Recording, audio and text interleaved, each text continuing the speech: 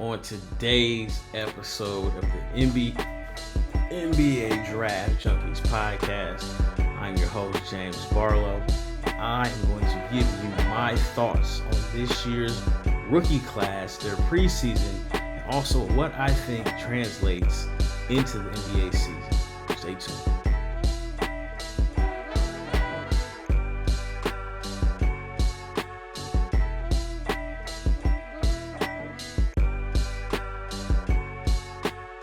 So let's get right into today's podcast. Now, throughout the season, I'll be covering this year's rookies. I still feel like they're my kids until they reach their second year. So you're going to get rookie reports. I'm going to talk about them. I'll rank the rookies, be honest, and just give my opinion on how guys are playing. So let's get right to it. The number one pick, Dallas Mavericks, Flagg. In the preseason, he averaged 11 points, 4 rebounds, 3 assists, on 44, 30, and 100% shooting splits. The good, he shot 3 free throw attempts a game. They experimented with him playing point guard. I think his handle is good as far as like handling pressure. Left hand is strong. I think that he's going to be good in pick and roll with Anthony Davis. Right now, Flagg is just lacking creativity in his handle, but overall, I think he did play well. 2.1 stocks per game. I think he has what I would call a complementary handle, secondary ball handler, very good decision maker. You can tell all those years playing with his friends where he had to do a little bit of everything, kind of like molded and rounded his game pretty well. But I am looking forward to him and Anthony Davis in pick and roll. What I will like to see from him, and I guess you could say for anyone who still doubts his ability to shoot, he did only shoot 13% off the catch, but he looked the part. Again, he's going to block shots. He's going to get stocks. Very unselfish. I think he is a front runner for Rookie of the Year. I think that the Mavericks will be good. I believe he's going to have every opportunity to succeed. I don't know if he will start the season off at point guard, but I imagine that they're going to put the ball in his hands because they just trust him. He's a very good decision maker with the ball. And Jason Kidd is not afraid to push the envelope, even with, I guess you could say, I know he just signed a contract extension, but this is a big year for the Mavericks. Again, you trade Luka Doncic, you're automatically in win now mode, even with Kyrie out. So you have to have something going forward.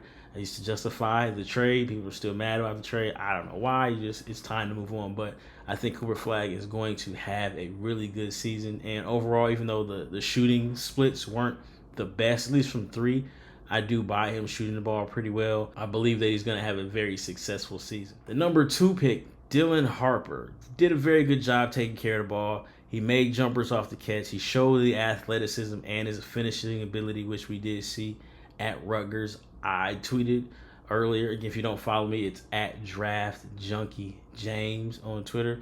But I tweeted that I don't understand why people question his athleticism. I think Dylan Harper is a great athlete. He split a pick and roll at half court. He took a couple of dribbles and he took off from the dotted line. Like, that's elevation, that's core strength, that's speed. I mean, just because he's not dunking on people does not mean that he's not a great athlete. De'Aaron Fox is out, I believe, opening night.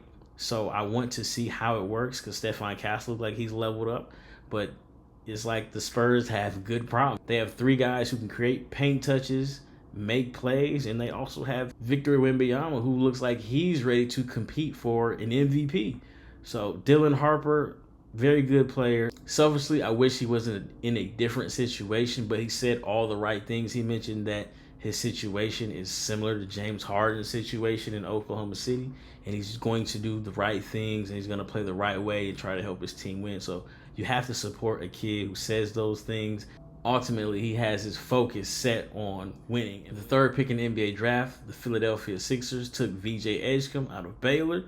6'4", 6'5" guard. In preseason, he averaged 16 points, 5 rebounds, 4 assists. He had a monster game against the T-Wolves, backups, but it was still a monster game. He's going to be really good in transition. He's going to be really good cutting to the basket. He shot 25% from 3 again. And I just want to put this disclaimer out. These percentages that I'm giving you, they're not going to be totally indicative of how these guys shoot. Sample sizes are really, really small. Rotate. Preseason is fake. We're trying to make sure guys are in shape, but teams aren't showing you the entire package. Now, there are going to be things that you saw from a player in college that you wanted to see them improve upon, that you saw in summer league that you wanted to see them improve upon. So, like, I'm not saying that if a player shoots X% is good or bad. It's just this is what he did during the preseason. With that said, VJ Edgecombe just shot 18% on jumpers in the half court. So it's going to be, the challenge for him is going to be, how does he fit in? Again, him and Maxey look fine. I don't ever want to see, as a defender, Maxey and VJ Edgecombe coming at me full speed. Like, that looks very difficult. But for VJ Edgecombe, the challenge is going to be, will he be able to knock down open shots when he's playing with Embiid, playing with Paul George when he comes back, and playing alongside Maxey. They got Quentin Grimes. Jared McCain is going to fall into rotation somewhere. So will VJ Edgecombe be able to knock down enough catch and shoot jumpers to keep the defense honest? Because realistically, he's probably the one, and probably Kelly Oubre, that you're going to dare to shoot. So that is going to be VJ Edgecombe's biggest, I guess you could say, hurdle to success. But I think he's going to be fine. I think he's going to fit in. And I think that they have a good building block for the future, because it's almost like the 76ers have two timelines with Embiid's health and Paul George's age. They need somebody who can run with Maxey, and they got the guy who they wanted at VJ Edgecombe. The fourth pick, the Charlotte Hornets took Knueppel. Knueppel averaged 11.8 points per game. He struggled from three. He only shot 29% from three. Maybe it's the distance he's still getting used to. I know he didn't shoot the ball particularly well in summer league from three, but he did all the other things. He is adjusting to the NBA line, but he's in a really good position to play off of LaMelo Ball, Miles Bridges, Brandon Miller. I don't know if he's going to start opening night. Colin Sexton does have the ability to guard point guards. I don't necessarily want LaMelo guarding point guards. I don't really want Brandon Miller guarding point guards. I think Colin Sexton is like, I've always thought he was a Jason Terry type, and this is a situation for him where he can be a Jason Terry type, playing alongside a big point guard in LaMelo. But Knueppel is going to be fine whether he's a six-man or a starter. He's just going to have to adjust to that NBA line. The fifth pick in the draft, the Utah Jazz took Ace Bailey.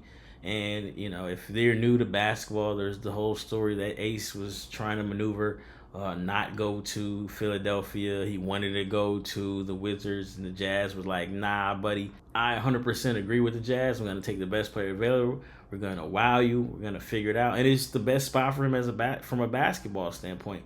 Now, personally, I still would have taken Ace Bailey, number 3, if I were the Sixers. But Ace Bailey landed at 5, and he's in a great spot. I know that there's the rumblings on Twitter where some people feel like, oh, teams overthought Ace Bailey, this, that, and the other. And I just want to say this. I liked Ace Bailey off the ball. I liked Ace Bailey, and I thought he could be like a Michael Porter Jr. type, where he's going to be tall, he's going to rebound, he's going to make shots. I was not a fan of isolation Ace Bailey, and I just want to throw these numbers out here. He had 28 dribbles in 2 games. Everything else was on the move. According to Synergy, if you look at his shot profile, shot diet, however you want to slice it, whatever you want to call it, he shot 46% on jumpers. That's amazing. But 28% of his total attempts were spot-ups. 20% of his attempts were off screens. 10% were off handoffs. 10% of his plays were in transition. He only had 2 isolation plays in 2 games. That is the formula to success for Ace Bailey. That is what I was saying throughout the season. The dead ball, no dribble, stare down, like, I don't think that's good. He's extremely talented, but I don't think that is going to win you games. And it's clear to me, hopefully to everybody else, that when you get him on the move, when he's at 6'8", 6'9", he's able to elevate over guys. That is where he's at his best. So shout out to Ace Bailey. It looks like they got their guy. Him and Larry Markin are going to be some jump shooting dudes. And Utah they have pieces. Now, maybe Larry Markin gets traded at some point because, you know, this year's draft is really, really good. But I want to give Ace Bailey his props. He's playing extremely well. Again, it is early. It is preseason, but that is how you want to start off your NBA career. The number 6 pick in the draft, the Washington Wizards selected Trey Johnson out of Texas. Trey Johnson, he struggled in his preseason. He shot only 33% from the field. I think he got good looks. He's coming off the bench. I believe he's going to come off the bench until they decide to trade C.J. McCollum. I believe Bub Harrington is questionable for the season opener, and Bub is kind of struggling in his own right. It's funny, C.J. McCollum guys told Trey Johnson to get a hobby because all he wants to do is hoop. My impressions of Trey Johnson right now, I think the game just looks really, really fast for him. Now, he showed flashes as a passer. He has some chemistry with Marvin Bagley III. But I honestly would – the game needs to slow down for him. He's moving a little too fast. I honestly would play him at point guard. I feel like I'm putting him and Bub in competition for my starting point guard. I think Trey is that good of a passer and playmaker. And I also think that will slow him down because the talent is there. The game is there. The playmaking is there. They need to put him, I think, in as many pick and rolls as possible. And he just needs to, slow down and stuff. I think he's playing just a little too fast. I still am very high on Trey Johnson. He could win Rookie of the Year, depending on how this thing shakes out because I feel like next to CJ McCollum's a veteran. They got Chris Middleton. I don't know if those guys are going to be Wizards after the All-Star break, but Keyshawn George is their best young guy right now. I think Trey Johnson should be their second best young guy until he takes over. Big Keyshawn George fan.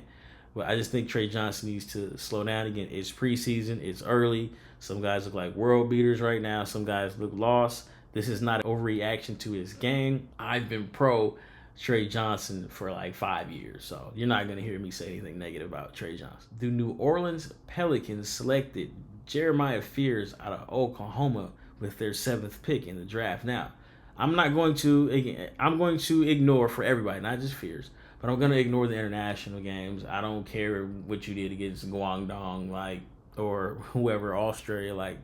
All of my numbers, all of my stats, all of my evaluation is based off of against NBA talent. So no disrespect to those franchises, but this is the NBA Draft Junkies podcast. I'm talking about the rookies playing against NBA competition in the preseason. Jeremiah Fears, 14 points per game. He had a 1-to-1 assist to turnover ratio. That's important for him. 40% from the field, 22% from 3. He shot 35% on jumpers, which is good for him, but he only shot 35% on layups. Big Jeremiah Fears fan. I want to say I was one of the first, if that's what you want to give me credit for saying he was a lottery pick. Big fan of the young man. He just turned 19. He's supposed to be in college right now. I think he is not necessarily a project, but I think that the Pelicans and Pelicans fans should understand that it's going to take him some time. It may look really ugly at certain points because he's young and it's the point guard position, and the point guard position guys usually don't hit home runs out the gate, especially young ones.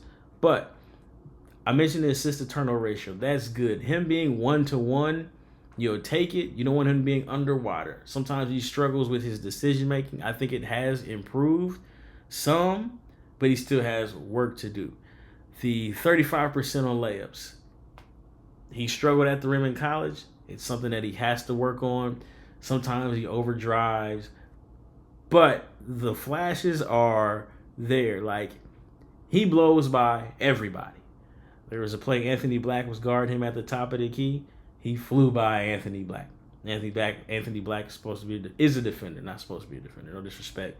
Shout out to his younger brother Beckham, I think is the goods.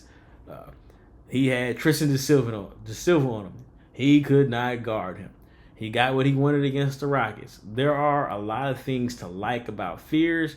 I just want the fan base and Jeremiah to be patient because it's going to take some time. So Jeremiah Fears, 7th pick.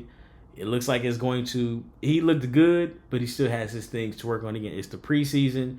I don't know how the rotations are going to work for really most of these guys, but you saw flashes of why he went 7th in the draft. The 8th pick in the draft, the Brooklyn Nets, I guess to my surprise, they took Yegor Demin from BYU. Now, Yegor only played one game. He had 14 points. He shot the ball well. He got to the free throw line 7 times. He hit a 3 off the dribble. The defender went under the screen. Yegor knocked it down with confidence. Yegor knocked down a 3 in the corner with confidence. I think Yegor can improve as a shooter. I think that will eventually work for him. But I do think that the pressure kind of got to him as far as handling the ball. There was plays where I think Ochai Agbaji guarded him full court. Ball got kind of loose. Some Nets fans took it as he handled the pressure well. Some Nets fans was like, see, told you he can't really dribble like that. My thinking is there is going to be the trend going forward in the NBA of full court pressure. A lot of it is to wear the defense down. Wear the ball handler down. I think in Yegor's case, they're going to test his handle. Every tall ball handler, they're going to test. But I think Ochai kind of frustrated him. I know Scotty Barnes was guarding him, and it looked like it was kind of a struggle. Now, there was a foul called on Scotty Barnes. But if I'm guarding Yegor Demin and I'm making him use 7 seconds of that 8 seconds in the backcourt, and then if I can get him to burn another 4 seconds once he gets past half court, then I did my job. And that is my concern about Yegor. Is the handle tight enough? We will see. But he only played one game. He played well. I don't think he's going to shoot 7 free throw attempts a game, but Yegor played well in this one game. I think he's their opening night starter. But I ultimately think that he is going to end up being like a secondary ball handler. But if he's able to knock down shots and make passes and be 6'9", 6'10", you'll absolutely take that. The 9th pick, Toronto Raptors selected Colin Murray-Boyles out of South Carolina. Colin Murray-Boyles, he found success attacking closeout. He showed his court vision. He made a couple nice he is left-handed. A couple nice one-handed passes. He didn't turn the ball over in the preseason. That's a positive. He played a lot of small ball 5. He was guarded by 5s. Jokic was guarding him. Valanciunas guarded him. Sabonis guarded him. So essentially he's a small ball 5 at 6'6" plus wingspan. His highlight moment of preseason, he blocked a Malik Monk jump shot. You'll take that. Going into this draft, my biggest thing with Colin Murray-Boyles, I knew the defense was going to be good. The motor was going to be good. I like him handling the basketball as a small ball 5. The jump shot, work in progress. He's going to have to be able to stretch the floor because he is good at attacking closeouts. But until he makes the defense buy into him knocking down shots, those closeouts won't be as aggressive because you just have to make shots. And also just finishing in traffic is going to be like a concern for him, I think. If he doesn't have a clear runway, he's not an above the rim finisher. So Colin Murray-Boyles, the Raptors rotation is different. But I think he's gonna be in their 9-10 man rotation. I don't know if he's going to close because the Raptors need guys who can knock down shots.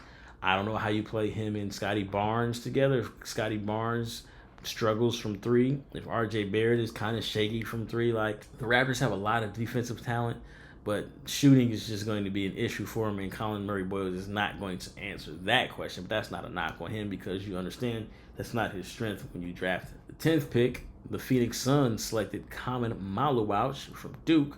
Common Maluach, again, Summer League is fake. It's good to watch. He didn't look good at all in Summer League, but I don't know who his point guard was in Summer League. He played really well in the preseason. I think he rebounded from a bad Summer League. He averaged 10 and 5. You'll take that. He showed you his lob threat gravity. I'm pretty sure he's upset that Jared Butler got cut because it seems like he had chemistry with Jared Butler. He showed his mobility out of the short roll. He put the ball on the ground a few times. Still not really blocking shots like I want him to. Again, he's 7 foot with a plus wingspan. I wish he protected the rim a little bit better. He did get DeAndre Ayton. But the Phoenix Suns have a log jam at the 5. They got Mark Williams. They got Nick Richard. They got Oso Igudora. So that's 3 5s right there. Maluach is a 5. Rasheer Fleming is a 4 or 5. He's going to shoot some 3s, but he's going to roll. So, yeah, I don't know. I don't know what it's going to look like for him this season. You have to think, obviously, he's in their plans long term. That center rotation is it's a lot. It's a lot going on in Phoenix right now. So, Maluach did get better, has improved, is going to improve. Probably needs a point guard, but I think Devin Booker is a good playmaker, and that's going to help him out. Maybe him and Colin Gillespie have something when he does get on the floor. The 11th pick in the NBA draft, an NBA draft junkies favorite, Cedric Coward. Cedric Coward is, I want to say he was clearly rusty. Now, he only played 6 games last year due to a shoulder injury. He just got cleared. He didn't play in the summer league, and he looked every bit of rusty. He is on the record saying that he was in his own head. He was trying to make the right play too often, and he just decided to go hoop. But he did move the ball. He missed a lot of open shots. I think he's a better shooter than that. But he did show flashes against the Hawks of what he can do as far as like attacking closeouts. He was setting screens. He does a little bit of everything. They gave him credit for a block on Khalil Ware, where Khalil Ware like hit the pad. But I mean, hey, they give you credit for it. It looks good. Depending on the angle, you may get credit for it. There's a clean block, but I think Cedric Coward is going to be fine. I think at some point, this is maybe just because I like Cedric Coward, nice young man. When I see him, he gives me the big dap. At some point, if the jumper does, come around, me personally, I'm starting him and Jalen Wells. I'm going Ja. I'm going Jalen Wells. I'm going Cedric Coward. I'm going Triple J, and I'm going Edie. And I'm like, you know what? We about to be the biggest team 2 through 5 in the NBA. And I dare you to try to score on us because Jaren going to block all the shots. Edie's huge. That's what I would do at some point. I know they brought in KCP, but as soon as I feel comfortable, me, the Grizzlies coach, staff, organization, as soon as I feel comfortable with Coward, I'm trying to throw him out there, and we're going to figure it out. So Cedric Coward, again, he's rusty. Grizzly fans, be patient. Young man works hard. He's going to be all right. Athlete AI is the story of the athlete. And every athlete deserves to have the story told. Under the lights and in the spotlight. This is your moment, your room. Download, capture, create, share. Athlete AI. Your name is Trent. The 12th pick in the 2025 NBA draft was Noah Essengue. Now, it wasn't a lot to see from Essengue. He didn't get dunked on by Johnny Furphy. He's still a project. It's going to take time. I'm a big Essengue fan. One thing that I will say about Essengue, which is always going to reign true about Noah Essengue, is that dude is going to get fouled. He shot 2 free throw attempts a game in limited minutes. Noah Essengue is going to find his way in the rotation. Manas is playing extremely well. I think Noah's going to find his way. He's going to take some time. He was the youngest player in the draft. Bulls fans, be patient. He's going to be good. Number 13, Derek Queen. He just got cleared. Hopefully he's ready to go because Kevon Looney is out. And now that center position, which I wanted him to play center all along. I know he has 4 ability, but he's going to be their backup center on opening night. So, the 14th pick in the NBA draft, the San Antonio Spurs selected Carter Bryant from Arizona. I wasn't the biggest Carter Bryant fan as far as how high I wasn't as high on him as others were. Some people thought he was a top 10 pick. I just couldn't do that because of the offense not being there. But Carter Bryant, I understand that his value is on the defense end. But he shot just 6 of 25 against the NBA teams that the Spurs played in the preseason. He did shoot 36% from 3 against those NBA teams. But I feel like the offensive consistency, and again, I'm not expecting him to go out there and be Kobe or anybody crazy like that. He just has to be a plus on offense because you're going to play with Wembanyama. And Wembanyama is going to be an MVP candidate. I think that this year is the year he really, really takes that jump. I mean, he's already scary, but he's like a top 5 player in the NBA, I think, this season. But if you're going to play with Wembanyama, you're going to have to be able to space the floor, knock down shots, or be a really good cutter. I think Wembanyama is a really good passer. The thing is, between Fox, Castle, and Harper, those 3 guys aren't knockdown shooters. So how does Carter Bryant fit in with those 3? Now, you still have Devin Vassell on the roster. You still have Sohan on the roster.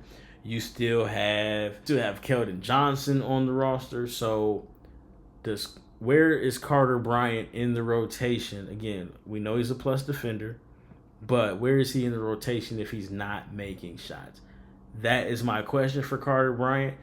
I don't expect, again, he's 19, he's young.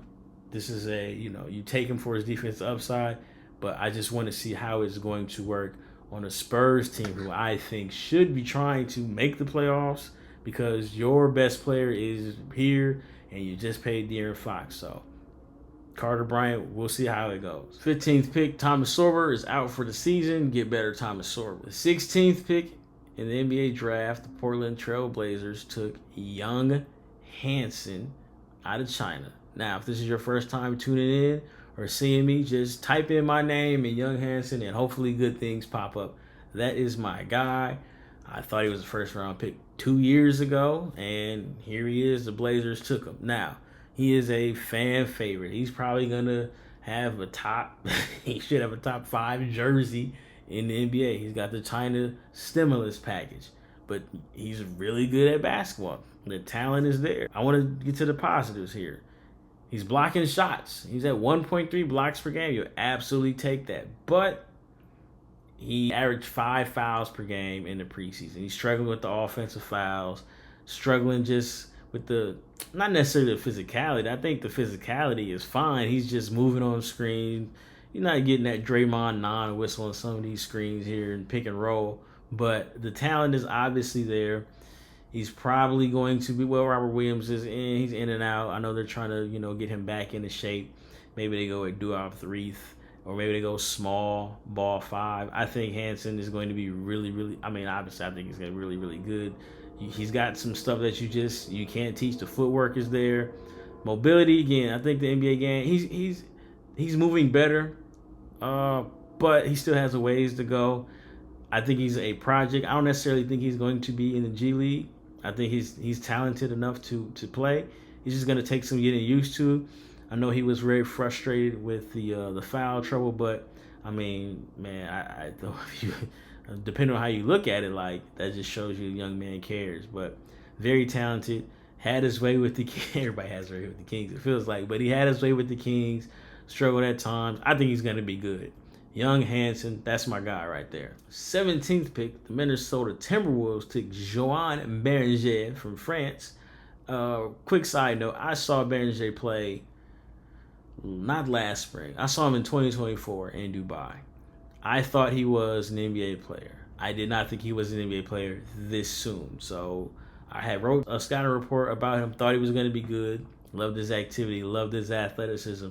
Said he was extremely raw, though. So I thought it was going to be 2 years, maybe 3, because it looks like the game is just new to him. But he has good touch around the basket.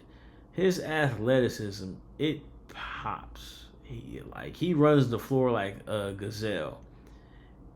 He is going to be pretty good. Now, outside of running and dunking, if you watch him, you can tell that everything is, it looks like it's new to him. Just if he gets the rebound, I don't know if he gets an offensive rebound, if somebody's not directly in front of him, I don't know what's going to happen. And it doesn't look like he knows what's going to happen. But he is going to be good. And it looks like the Timberwolves got their defensive anchor of the future. That athleticism is legit, man. He is fast. Anthony Edwards says good things about him. Rob Dillingham says good things about him. He's going to be good. I think the Timberwolves really got something with Joan Berringer. The 18th pick in the draft, the Utah Jazz selected Walter Clayton Jr. from Florida. I think Walter Clayton Jr. will have his opportunity to compete for the starting point guard position at some point. The pace looks good. The playmaking looks good. Isaiah Collier, their first-round pick last year out of USC, he's out. There's no timeline for his hamstring injury, so right now they're starting Keontae George at point guard. But I think Walter Clayton Jr. has a chance to be their starting point guard, maybe their point guard of the future. They're not going to be a team, at least not right now. They're not going to be reliant on their point guard to do a lot of scoring. You don't have to. You got Ace Bailey, you got Lowry, and you got, Bryce Hensball is ready to go. I think that Walter Clayton, at some point, he's gonna start games for them. And they have a three-man race for point guard position. Now, Keontae took care of the ball very well. I think he was, 2-to-1 assist-to-turnover ratio in the preseason. That is good. So I think that Keontae is the number one guy right now. If they buy Keontae as a starter, or maybe he's a six-man combo, that's fine too. But Walter Clayton did some good things. He didn't shoot the ball particularly well, and I know that's what he did well at Florida, but he looks comfortable out there. I know there were concerns about his ability to just run a team, because at Florida he was getting them up, and he looked like he can run a team. And the Jazz, Will Hardy, they run some good stuff. So I like what I saw from Walter Clayton, even though the stats probably don't necessarily agree. I thought he played pretty well. The 19th pick, the Brooklyn Nets, who were on the clock again. They took another point guard, Nolan Traore from France. I think he struggled. He looked indecisive. I think his left hand looked shaky, but he will have his opportunities, because the point guard position for the Nets is shaky at best. Again, I think Traore has the talent. Will he be able to reel it in? That's going to be the question for him. Again, good first step, big point guard, good speed, but he just didn't look comfortable. It looked like the game was really, really fast for him. The Nets probably aren't going to be a good team, so he will have his opportunities. And like I said, the guys that he is competing with for point guard minutes, they all have their flaws too. The 20th pick, Kasparas Jakaciounus. He only played 2 games. You can see his passing talent. He struggled with the jump shot again. Sample size is not it. He played 2 games. You go 1 for 4, and then you go 0 for 2. You shoot 1 for 6. It's like you can't shoot. Jakaciounus, he had a 10 assist game. He had chemistry with Khalil Ware. Jakaciounus is probably he's going to have an opportunity to play. Tyler Hero is out. Yeah, Tyler Hero's out. I don't know what they're doing with Terry Rozier. Jakaciounus is going to have an opportunity to play. I think he is a backup long term. But he did actually a better job of taking care of the ball. Again, it's 2 games, but things that I am going to look out for. Will he be able to take care of the ball? He struggled with his turnovers in college. I wasn't the biggest fan of his as far as just beating guys off of the dribble, but if he has passing abilities, just sometimes the decision making isn't the right choice. Again, guys are young. I don't expect them to be finished projects. So I'm looking to see Will Jakaciounus. I do think he will be a better shooter than what he was in college. But will he be able to take care of the ball and finish in the NBA, considering he's not the best athlete? The 21st pick, the Wizards took Will Riley. He had his moment. He had 17 against the Knicks this season. I don't know how it works for Will. The Wizards have a lot of guys. They got a lot of wings. They still got the OGs I mentioned before. They got CJ McCollum. They got Chris Middleton. They got the young guns. I'm a big Keyshawn George fan. Bilal Coulibaly is in there somewhere. Trey Johnson. They just signed Cam Whitmore. Huge Jameer Watkins fan. Will Riley's about his buckets. Very good cutter. I think he will find his way in the rotation. They did, part ways with Dylan Jones. So we'll see how it works with Will Riley. He's wired to score. If you can make shots in the NBA and play defense, you'll find a way in the rotation. 22nd pick, Nets took Drake Powell. There wasn't a lot to see from Drake Powell. Again, he's going to play defense. I'm a big Drake Powell fan. He knocked down a couple of threes. I think Drake Powell's going to find his way in the rotation because he's going to defend. You're going to need his defense, especially with Michael Porter Jr. out there doing his thing. Cam Thomas doing his thing. You're going to need a low-usage guy, even though I do think Drake Powell does have more game than that, but we'll see how it translates. I don't necessarily think he's an opening night starter, but I do think he is a rotation player for this Nets team that I think is going to struggle this year. Newell had his moments. Shot a lot of threes. He had a 19-8 game against the Rockets. That was his best volume. I believe he shot 7 of 18. You could tell that Newell came in with the focus. I know he did shoot a lot of them in Summer League. He shot pretty well from 3, but he is trying to make his mark and stretch the floor. The Hawks do have guys at the 4-5 position. I think he likely spends some time in the G League, and there's no shame in that. But at the same time, he'll have his opportunities because Kristaps Porzingis, you don't really want him playing 60 games. Just he hasn't had the best injury history. I'm not wishing any harm on Kristaps Porzingis, but the numbers show that he's going to miss time. And that's when Newell will likely get his opportunity. Can he knock down shots? Can he rebound on the defense end? And can he block shots? Those are the questions that Newell is going to have to answer. Sacramento Kings took Clifford. Clifford is a hooper. Very good passer. He threw several left-hand passes. Left-hand bounce pass in traffic to, I believe, the Isaac Jones. He had a 2-to-1 assist to turnover ratio. That's very good. He is what you want your old, relatively speaking, I'm old, but NBA old draft picks to look like.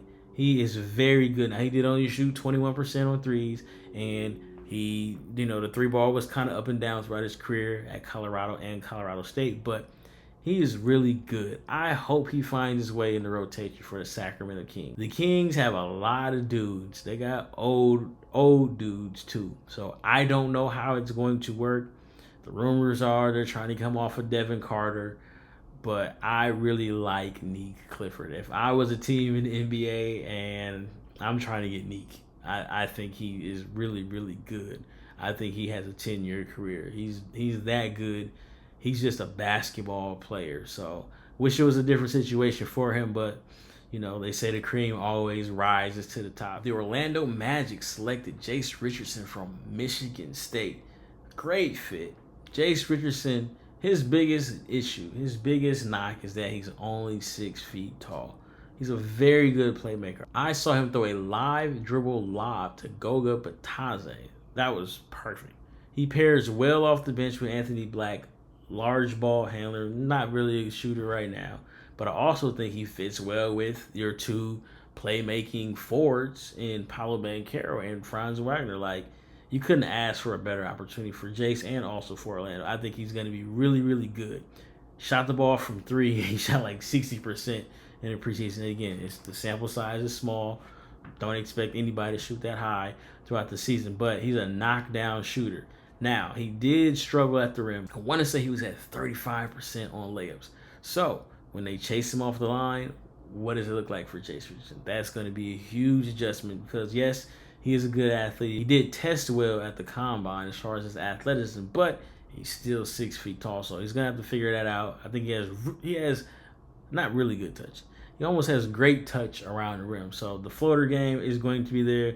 Big Jace Richardson fan. He sold me. I was skeptical early on at Michigan State, but I cleaned the crust out of my eyes, and he's a hooper. Ben Saraf. I talked about the point guard position for the Nets and how I think it's shaky. You got 3 guys trying to figure it out. They all do different things. But Ben Saraf, he looks the most comfortable in the half court as far as his playmaking. Now, again, we only saw 1 game of Yegor Demin. He had 1 assist. That's, not necessarily saying that he isn't the playmaker that Saraf is. But Ben Saraf can really pass. And his thing is he can't shoot at all. So, like, your Nets point guards are 6'9", shooting is improving, that's Yegor. Nolan Traore, confidence kind of shaky, feel for the game is kind of sometimes, but he is fast. And then Ben Saraf, good passer, can't shoot. So it's like the Nets have a lot to work on, but at the same time, hey, you put yourself in a good position because, there is light at the end of the tunnel, and that is the 2026 NBA draft. The last pick for the Nets of their 5 first-round picks, Danny Wolf. I thought he was pretty good. He showed the handle. He showed his playmaking ability. He knocked down some shots. He had Common Maluach moving kind of crazy out there trying to guard him in space.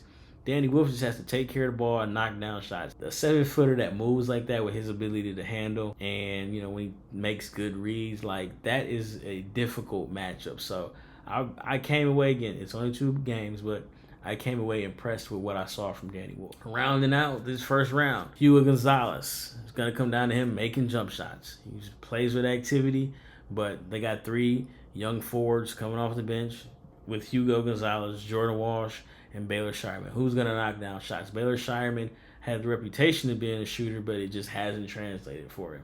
Jordan Walsh didn't have the reputation of being a shooter, but I think he played less minutes than Hugo Gonzalez in the preseason. I'm not sure if that was due to injury, but he played less minutes. So Hugo Gonzalez, some people call him the Spanish Josh Hart He just plays hard. He plays with energy, but you got to make shots, and that's something that he has struggled with. The 29th pick in the NBA draft, the Charlotte Hornets took Liam Mcneely from UConn.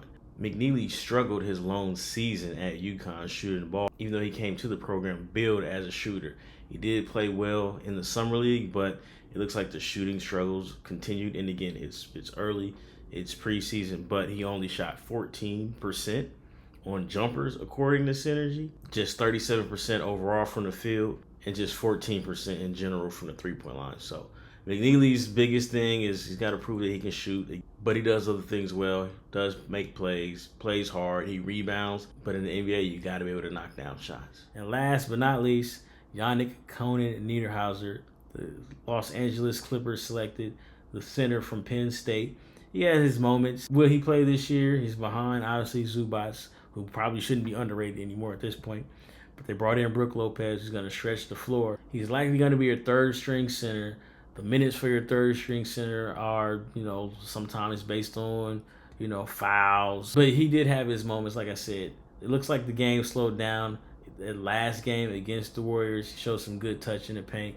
But it's going to take some time. If I were him, I'm in Zubac's back pocket, which means I'm in James Harden's back pocket because 7 foot, very athletic, good hands. I think he just is going to take some time. He's an older prospect, but he's still a project. But if with his skill set, I think he's in a good situation. If you can learn from Harden and learn from Zubac, you put yourself in position to, find yourself on the floor, change the pace.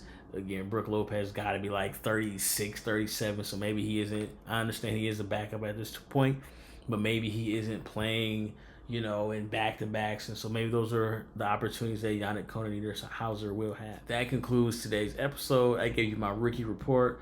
I talked about guys as far as what I think they're going to do, what translated, just highlighted a few plays. This was a very good rookie class, but this was the preseason, so rotations will look different. Who's going to emerge?